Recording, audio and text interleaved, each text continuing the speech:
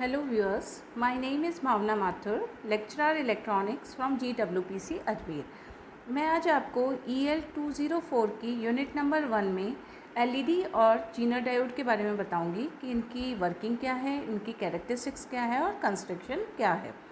तो सबसे पहले हम देखते हैं लाइट एमिटिंग डायोड के बारे में। LED की फुल फॉर्म है लाइट एमिटिंग डायोड। LED एक स्पेशल टाइप का डायोड होता है। इसकी जो कैरेक्टरिस्टिक्स होती है वो सिंपल पीएन जंक्शन डायोड जैसी ही होती है और LED में करंट का फ्लो फॉरवर्ड डायरेक्शन में करंट का फ्लो होता है और रिवर्स डायरेक्शन में ये करंट को ब्लॉक करता है। जैसे हमने देखा था कि पीएन डायोड फॉरवर्ड बायस में तो कंडक्ट करता है और रिवर्स बायस में कंडक्ट नहीं करता, इसी तरीके से LED भी फॉरवर्ड बायस में कंडक्ट करता है और रिवर्स बायस में कंडक्ट नहीं करता। इसमें LED बनाने के लिए हम सिलिकॉन और जर्मेनियम काम में नहीं लेते। इसके लिए एक स्पेशल टाइप के सेमीकंडक्टर्स काम में आते हैं जो जब फॉरवर्ड बायस होते हैं तो वो लाइट को एमिट करता है, इसलिए इसे कहा जाता है लाइट एमिटिंग डायोड। अब हम पहले देखेंगे कि वर्किंग ऑफ LED क्या है। डायोड को जैसे हम फॉरवर्ड बायस में यूज़ लेते हैं, सिमिलरली LED को भी फॉरवर्ड बायस में यूज़ किया जाता है। तो जब डायोड फॉरवर्ड बायस होता है तो हम जानते हैं कि उसकी पोटेंशियल बैरियर क्या हो जाती है, रिड्यूस हो जाती है। अब पोटेंशियल बैरियर रिड्यूस होने से इलेक्ट्रॉन और होल्स का फ्लो होना स्टार्ट हो जाता है और करंट फ्लो होती है। तो इलेक्ट्रॉन्स और होल्स जो होते हैं वो जंक्शन पर मूव करने लगते हैं LED के अंदर, कि जब इलेक्ट्रॉन और होल जंक्शन पे मूव करते हैं और जब ये एक दूसरे से कंबाइन होते हैं तो एक दूसरे को रिमूव कर देते हैं और रिकम्बिनेशन होने के कारण एनर्जी क्या होती है, रिलीज़ होती है। और ये जो एनर्जी रिलीज़ हो रही है ये हमारी किसकी फॉर्म में होती है, लाइट की फॉर्म में होती है, फोटोन्स की फॉर्म में होती है। तो यहाँ इसकी वर्किंग में बताया है कि जब डायोड फॉरवर्ड बायस होता है तो इसकी पोटेंशियल बैरियर रिड्यूस हो जाती है। Then the electron and holes are moving fast across the junction. Electron और होल जंक्शन पे फास्ट मूव करने लगते हैं। They are combined constantly removing one another out. वो एक दूसरे से कंबाइन हो जाते हैं तो होल और इलेक्ट्रॉन क्या हो जाता है, रिमूव हो जाता है। अब इलेक्ट्रॉन्स जब एन टाइप से मूव करते हैं और पी टाइप सिलिकॉन में जाते हैं तो ये वहाँ होल्स के साथ कंबाइन होते हैं और डिसअपियर हो जाते हैं। और कंप्लीट इस तरह से कंप्लीट एटम में ये चीज़ होती रहती है, इलेक्ट्रॉन और होल का मूवमेंट होता रहता है और एक एनर्जी निकलती है। ये जो एनर्जी होती है वो लाइट की फॉर्म में होती है और ये जो लाइट होती है लाइट के छोटे छोटे पैकेट्स की फॉर्म में होती है। इन पैकेट्स को हम क्या बोलते हैं, photon of light. Her recombination से जब इलेक्ट्रॉन और होल रिकम्बाइन होते हैं तो हर रिकॉम्बिनेशन से लाइट जो होती है वो रेडिएट होती है। अब जो recombination of electrons and holes with in the device releasing energy in the form of photons, जैसा कि अभी हमने बोला कि जब रिकम्बाइन होते हैं LED में इलेक्ट्रॉन और होल तो किसकी फॉर्म में होते हैं, वो लाइट किसकी फॉर्म में निकलती है, फोटोन्स की फॉर्म में निकलती है। इस इफेक्ट को हम क्या बोलते हैं, इलेक्ट्रोल्यूमिनेंस बोलते हैं। तो जो लाइट का कलर है वो डिपेंड करता है कि किस टाइप का आपने सेमीकंडक्टर यूज़ लिया है। नॉर्मली इसको बनाने के लिए, LED को बनाने के लिए गैलियम आर्सेनाइड फॉस्फाइड आदि सेमीकंडक्टर मटेरियल को काम में लेते हैं। जैसे कि मैंने आपको बताया है कि यहाँ पे हम जैसे LED का सिंबल देखें तो LED का हम जैसे ये सिंबल है, ये नीचे जो बना है ये LED का सिंबल है। डायोड जैसा ही सिंबल है इसका, बट इसमें क्या है कि लाइट आउटवर्ड डायरेक्शन में, यानी ये लाइट को एमिट करता है तो लाइट हमने बाहर की ओर बना दी है। और जो फिज़िकल अपीयरेंस है वो ये ऊपर वाला डायग्राम बता रहा है कि डिफरेंट कलर में हमारे को अवेलेबल होती है LED। Red, yellow, green, pink, in different colours में ये LED पाई जाती है। तो ये इसकी अपीयरेंस है, ऐसा दिखता है LED। और LED का जो सिंबल है वो नीचे यहाँ पे शो किया गया है। अब जो मटेरियल की बात की, मैंने आपको बताया gallium arsenide phosphide, gallium arsenide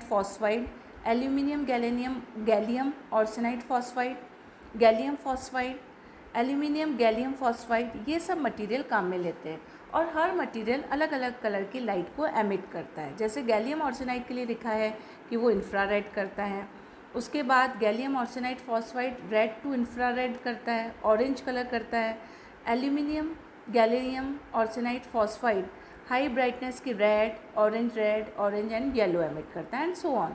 तो ये जो मटेरियल हमने काम में लिए हैं ये डिफरेंट कलर की लाइट को एमिट करते हैं। अब जैसे एक सर्किट डायग्राम दिखाया गया है, इस सर्किट डायग्राम से हमें LED की वर्किंग और क्लियर होगी। LED एक सेमीकंडक्टर मटेरियल की बनी है जो कि स्पेशल टाइप के होते हैं। अब हमने इसका प्रिंसिपल अभी क्या देखा कि जब इसको फॉरवर्ड बायस किया जाता है तो इलेक्ट्रॉन और होल्स मूव करते हैं। इलेक्ट्रॉन और होल्स मूव करते हैं तो एक दूसरे से रिकम्बाइन होते हैं और एनर्जी जो निकलती है वो फोटोन्स की फॉर्म में होती है और हमें लाइट दिखाई देती है।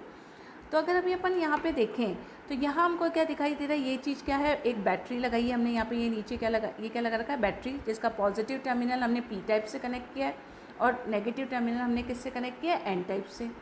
अब फॉरवर्ड बायस लगाने से क्या हो रहा है कि होल्स जो होते हैं वो एन साइड में मूव कर रहे हैं और इलेक्ट्रॉन्स कहाँ मूव कर रहे हैं, पी साइड में। और जब ये एक दूसरे से रिकम्बाइन होते हैं, जैसे गोले में हमने दिखा रखा है, ये जो चीज़ बता रही है ये क्या बता रखा है, recombination of free electrons and holes. यहाँ पे होल्स और इलेक्ट्रॉन रिकम्बाइन हो रहे हैं और जैसे ही ये रिकम्बाइन हो रहे हैं ये लाइट की फॉर्म में एनर्जी निकाल रहे हैं। हम लिख रखा है एमिटेड फोटोन और एमिटेड लाइट। लाइट जो होती है वो स्मॉल पैकेट्स के रूप में होती है जिसे हम क्या बोलते हैं, फोटोन्स होते हैं। तो इस तरीके से ये इसका सर्किट डायग्राम शो किया है। अब फॉरवर्ड बायस में है, कैसे पता कि पी टाइप को बैटरी के पॉजिटिव से, एन टाइप को बैटरी के नेगेटिव से कनेक्ट किया है, तो ये क्या बन गया, इसमें फॉरवर्ड बायस बन गया। तो इस तरीके से ये वर्क करता है, एलईडी की वर्किंग है। अब है एडवांटेज ऑफ एलईडी। एलईडी जैसा कि अभी हमने देखा, एलईडी का साइज़ बहुत छोटा होता है। इसके अलावा एलईडी लो वोल्टेज और लो करंट पे ऑपरेट होते हैं। तो पहला इसका एडवांटेज है, very low voltage and current are enough to drive the LED. LED को चलाने के लिए बहुत कम वोल्टेज और करंट की आवश्यकता होती है। वोल्टेज की जो रेंज है वो 1 to 2 वोल्ट होती है और करंट 5 to 20 मिली एम्पियर्स होती है। सेकेंड है, टोटल पावर आउटपुट इसकी 150 मिलीवाट से कम होती है। इसके अलावा रिस्पांस टाइम बहुत कम होता है, यानी 10 नैनो सेकेंड के करीब होता है। बहुत जल्दी बैटरी वोल्टेज लगाते ही ये रिस्पांस करते हैं। इस डिवाइस को हीट होना और वार्म अप टाइम की आवश्यकता नहीं होती। इसका साइज़ छोटा होता है, वेट कम होता है। इसके अलावा इसका कंस्ट्रक्शन रजिड कंस्ट्रक्शन होता है, ये शॉक और वाइब्रेशन को क्या कर लेता है, सहन कर लेता है। इसके अलावा एलईडी का लाइफ स्पैन भी बहुत ज़्यादा होता है, यानी इनकी लाइफ ज़्यादा होती है, लगभग 20 ईयर्स के आसपास इसकी लाइफ होती है। नेक्स्ट है डिसएडवांटेज ऑफ एलईडी। अब अगर एक्सेस वोल्टेज या करंट इसमें फ़्लो हो जाती है तो ये डिवाइस डैमेज हो जाती है, क्योंकि हम जानते हैं ये बहुत लो वोल्टेज और लो करंट पे ऑपरेट होती है। अगर किसी कारण से हाई वोल्टेज और हाई करंट आ जाता है तो ये डैमेज हो जाती है। नेक्स्ट डिसएडवांटेज है temperature dependence on the radiant output power and wavelength, यानी इसकी आउटपुट पावर और वेवलेंथ किस पर डिपेंड करती है, टेम्परेचर पे, क्योंकि ये एक सेमीकंडक्टर डिवाइस है और सेमीकंडक्टर डिवाइस पे ताप का प्रभाव पड़ता ही है। तो ये इसके डिसएडवांटेज हो गए। नेक्स्ट है एलईडी का यूज़ कहाँ है। जनरल लाइफ में हम सब ने एलईडी का यूज़ देखा होगा कि एलईडी कहाँ का यूज़ आती है। सबसे पहली चीज़ तो एलईडी डिस्प्ले पर्पस में यूज़ आती है। जैसे घर में अपने शो पीस होते हैं, जैसे भगवान की कोई फ़ोटो है उसके चारों ओर लाइटें लगी होती है, वो एलईडी लाइट्स होती हैं, तो ये डिस्प्ले पर्पस के लिए यूज़ आती है। और इसके अलावा पैनल इंडिकेटर, मतलब किसी भी पैनल पे सप्लाई आ रही है या नहीं आ रही है उसके इंडिकेशन के लिए एलईडी को काम में लेते हैं। डिजिटल वॉचेस में काम आती है, कैलकुलेटर में काम आता है। 7 सेगमेंट डिस्प्ले एलईडी से बना होता है और मल्टीमीटर में ये काम आती है। इसके अलावा भी बहुत सारी एलईडी की एप्लीकेशन है और डे टू डे लाइफ में हम इसको देखते हैं। हमने कभी गौर नहीं किया होगा, लेकिन आप देखेंगे कि जब अपन टीवी ऑन करते हैं तो एक मतलब ग्रीन कलर की लाइट और रेड कलर की लाइट जलती है छोटी सी, वो है एलईडी। जब ये ऑफ़ होता है तो रेड होती है और जब आप उसको रिमोट से प्रेस करते हो तो वो ग्रीन एलईडी ग्लो हो जाता है, यानी उसको पावर सप्लाई मिल गई और वो डिवाइस ऑन हो गई। तो ये सब एलईडी के एप्लीकेशंस हैं। अब ये एलईडी का एक सर्किट डायग्राम दिखाया मैंने छोटा सा, जैसे भी अभी पहले हमने जो डायग्राम दिखाया था जिसमें रिकॉम्बिनेशन होते हैं, ये लगभग उसी तरीके का है।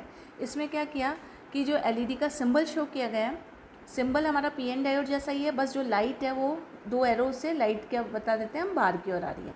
एनोड को बैटरी के पॉजिटिव टर्मिनल से कनेक्ट किया और कैथोड जो है, मतलब हमारा जो एक कैथोड है वो बैटरी के किससे कनेक्टेड है, नेगेटिव से, और एनोड जो है वो बैटरी के किससे कनेक्टेड है, पॉजिटिव से। और ये जो रेजिस्टेंस लगाया है हमने यहाँ पे, इसका पर्पज़ है टू लिमिट द करंट, ये करंट को लिमिट करने के काम आता है। तो इस तरीके से एलईडी वर्क करती है।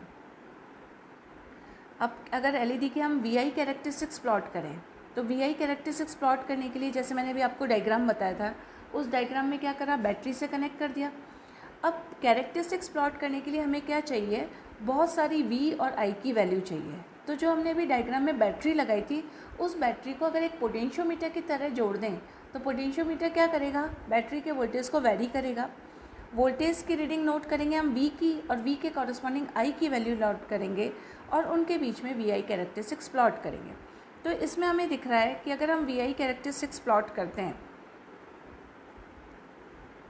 तो VI कैरेक्टरिस्टिक्स में अपन ये देखेंगे, मैं एक बार इसकी कैरेक्टरिस्टिक्स आपको शो कर देती हूँ कि VI कैरेक्टरिस्टिक्स किस तरह की होती है। तो यहाँ पे हमने एक्स एक्सिस पे तो ले लिया, हमने वोल्टेज ले लिया एक्स एक्सिस पे।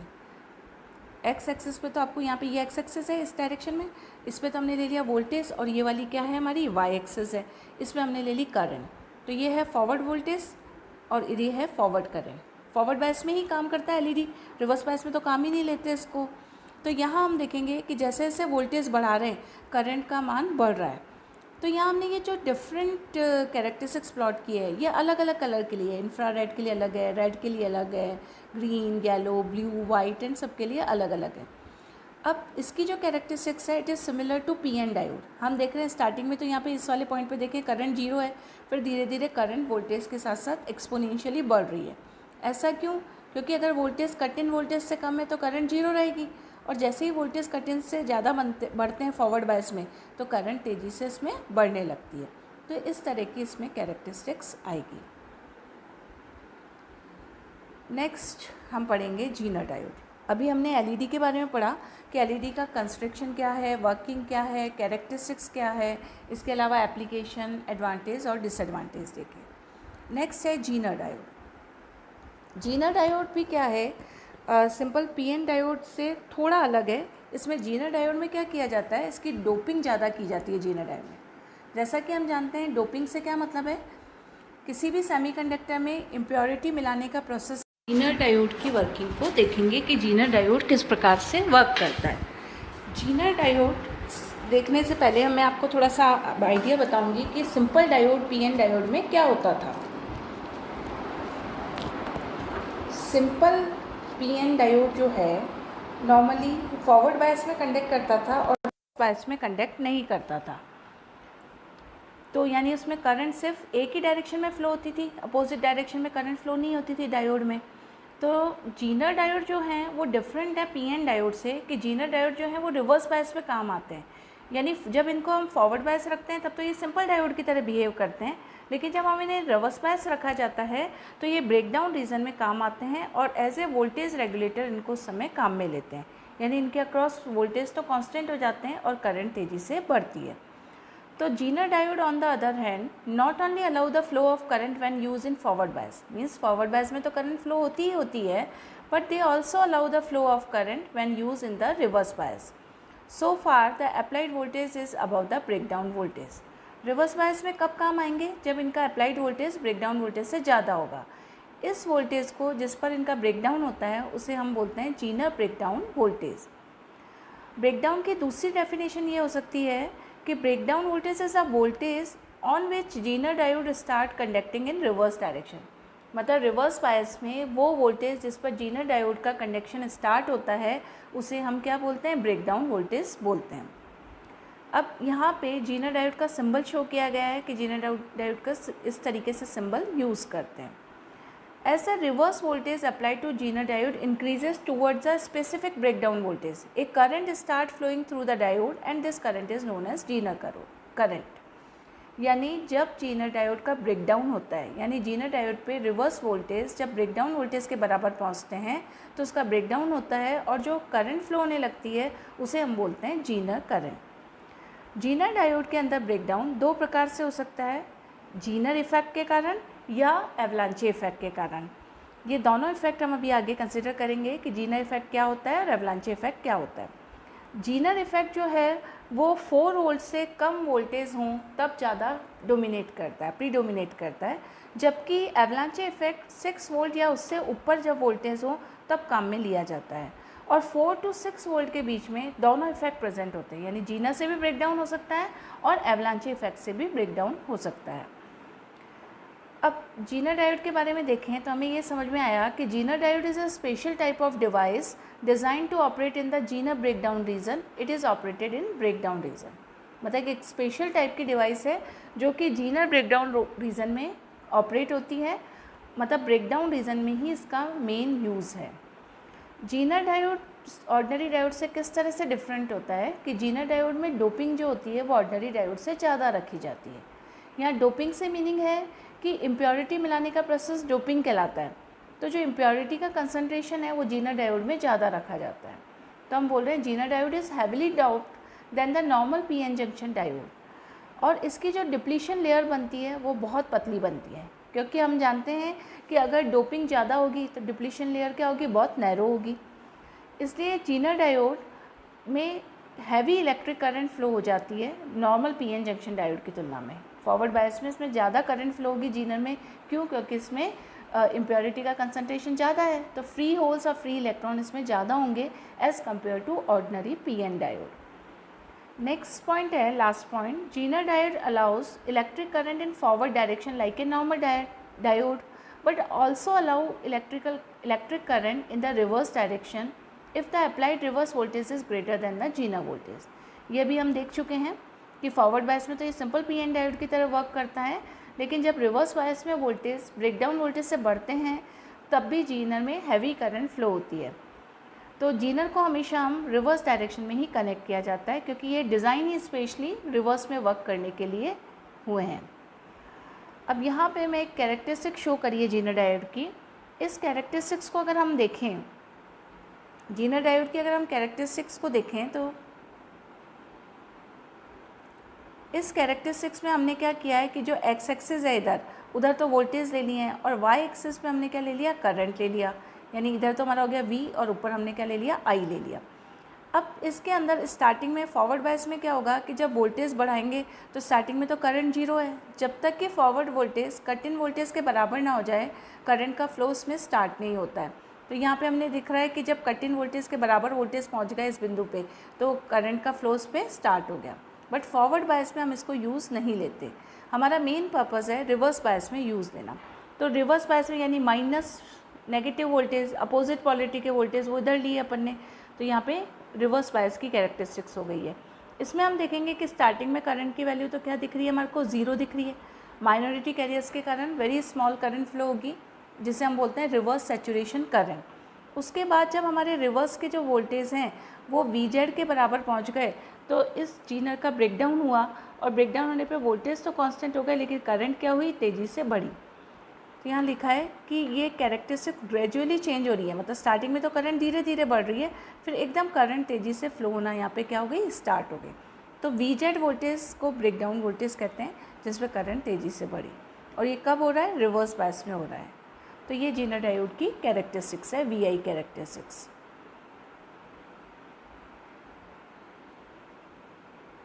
अब VI कैरेक्टरिस्टिक्स अभी हमने फिगर में देखी कि कैसे होती है, तो इसको अभी मैंने आपको एक्सप्लेन किया कि जब फॉरवर्ड बायस वोल्टेज अप्लाई करते हैं जीनर डायोड पे तो ये नॉर्मल डायोड की तरह वर्क करेगा, और जब इसमें रिवर्स बायस वोल्टेज अप्लाई करते हैं जीनर डायोड पे तो इसका जो वर्किंग का तरीका है वो डिफरेंट होगा, क्योंकि जीनर को बनाया ही स्पेशली रिवर्स बायस के ब्रेकडाउन रीजन में ऑपरेट करने के लिए है। तो जब जीनर डायोड रिवर्स बायस होता है तो इसका शार्प ब्रेकडाउन वोल्टेज इस पे होते हैं और करंट तेज़ी से इंक्रीज़ होती है। VZ जो वोल्टेज है वो क्या है, इसके ब्रेकडाउन वोल्टेज से, यहाँ डायग्राम में भी हमने देखा VZ is a breakdown voltage.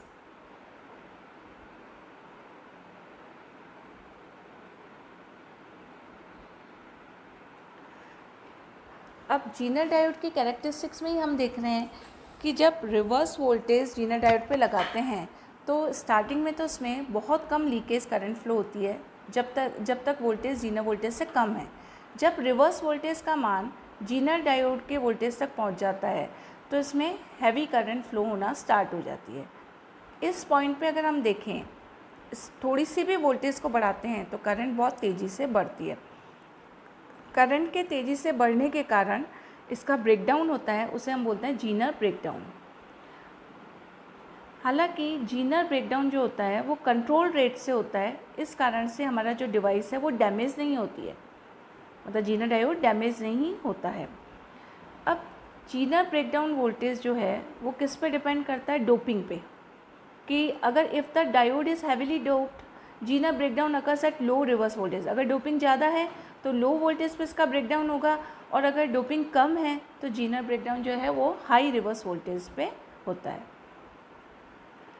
अब यहाँ पे मैंने आपको अभी पहले भी बोला था कि जीनर डायोड में ब्रेकडाउन के दो तरीके हो सकते हैं। पहला मेथड है जीनर ब्रेकडाउन और दूसरा मेथड है एवलांचे ब्रेकडाउन। इन दोनों में देखेंगे कि क्या डिफरेंस है। पहला है जीनर इफ़ेक्ट या जीनर ब्रेकडाउन। जीनर ब्रेकडाउन जो होता है वो उसकी वैल्यू मैंने आपको पहले भी बताया गया है कि जीनर ब्रेकडाउन 4 वोल्ट से कम वोल्ट पे होता है और 6 वोल्ट से अबव वोल्ट पे एवलांचे ब्रेकडाउन होता है और 4 to 6 के बीच में ये दोनों इफेक्ट प्रेजेंट होते हैं।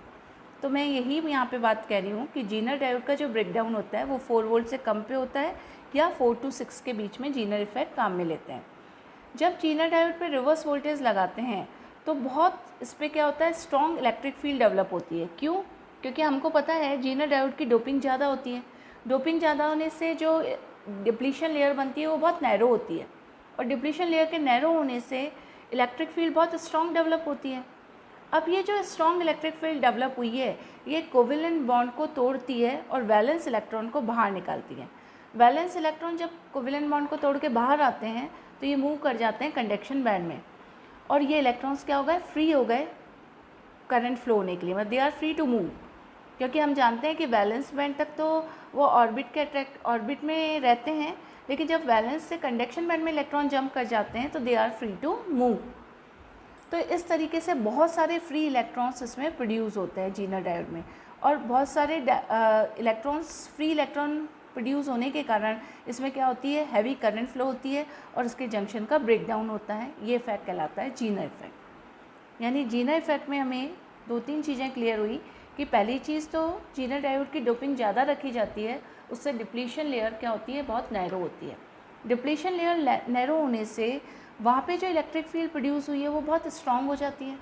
इलेक्ट्रिक फील्ड स्ट्रॉन्ग होने से क्या होता है, इस कोवेलेंट बॉन्ड्स जो होते हैं वो टूटते हैं और इलेक्ट्रॉन एनर्जी लेकर फ्री हो जाते हैं।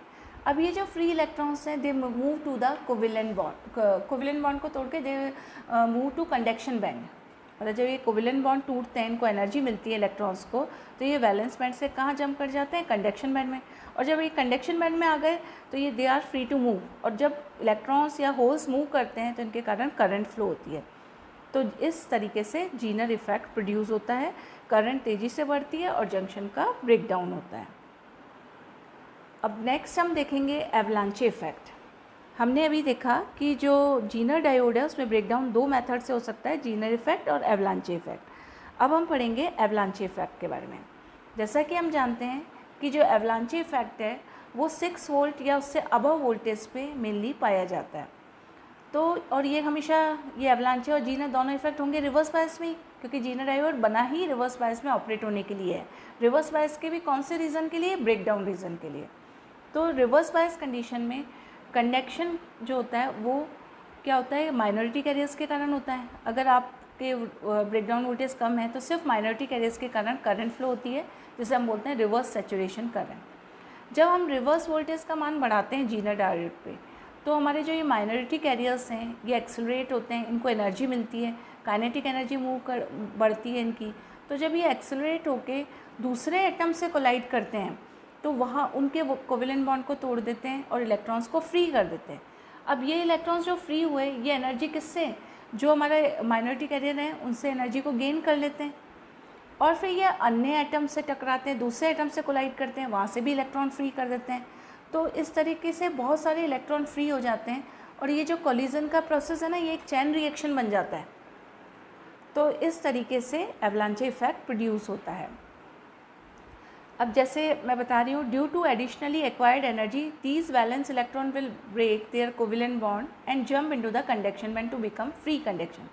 यानी क्या हुआ, जो इलेक्ट्रॉन्स फ्री हुए उन्होंने एनर्जी ली और दूसरे एटम से कोलाइड किया, उनके कोवेलेंट बॉन्ड तोड़ के इलेक्ट्रॉन को फ्री किया।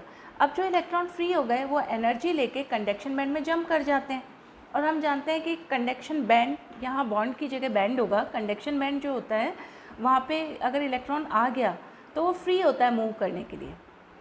अब जो नए ये फ्री इलेक्ट्रॉन जो जनरेट हुए हैं ये फिर एनर्जी लेके एक्सेलरेट होंगे और दूसरे एटम से टकराएंगे और उनके कोवेलेंट बॉन्ड तोड़ के इलेक्ट्रॉन्स को फ्री करेंगे। तो ये एक चैन रिएक्शन सेट हो जाती है। तो इस तरीके से हैवी इलेक्ट्रॉन्स इसमें उत्पन्न होते हैं और करंट का मान तेज़ी से बढ़ता है।